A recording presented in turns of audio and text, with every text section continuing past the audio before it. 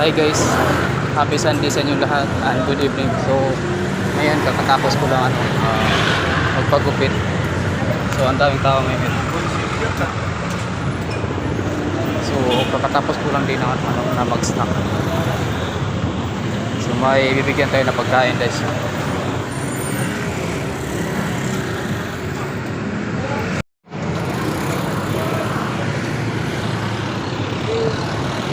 So, bibigyan natin si nanay ng pang snack guys.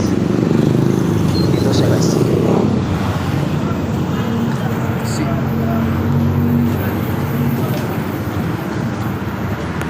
Nay, ano yun? Ano yun?